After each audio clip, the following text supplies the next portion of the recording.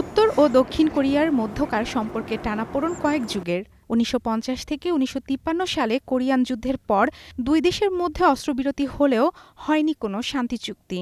সম্প্রতি দক্ষিণ কোরিয়ার নতুন প্রেসিডেন্ট লি জে মিয়ং দুই দেশের সম্পর্ক উন্নয়নে আগ্রহ প্রকাশ করেছেন। দক্ষিণ কোরিয়া তাদের সীমান্তবর্তী এলাকায় উত্তর কোরিয়া বিরোধী প্রচারমূলক স্পিকার সরিয়ে নিচ্ছে বলে জানিয়েছে সেদেশের প্রতিরক্ষা মন্ত্রণালয়।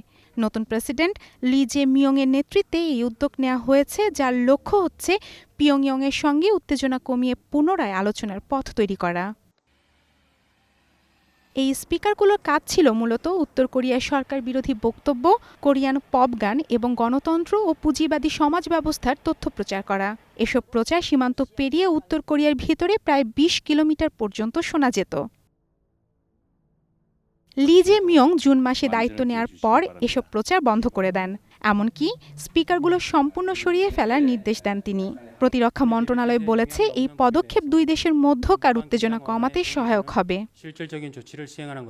উত্তর কোরিয়ার পক্ষ থেকে এই বিষয়ে এখনও আনুষ্ঠানিক কোনো প্রতিক্রিয়া পাওয়া যায়নি, যদিও এর আগে তারা জানিয়েছে দক্ষিণ কোরিয়ার সঙ্গে আলোচনায় তাদের কোনো আগ্রহ নেই।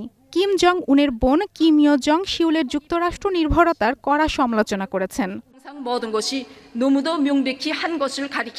সম্প্রতি উত্তর কোরিয়া দক্ষিণ কোরিয়ায় আবর্জনা ভর্তি বেলুন পাঠালে দক্ষিণ কোরিয়া আবার কিছুদিনের জন্য স্পিকারে প্রচার শুরু করে, তবে সেটি বেশিদিন কার্যকর থাকেনি।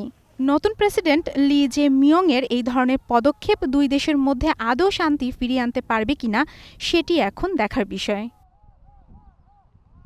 মারফুয়াতুন নুর রুচি, স্টার নিউজ।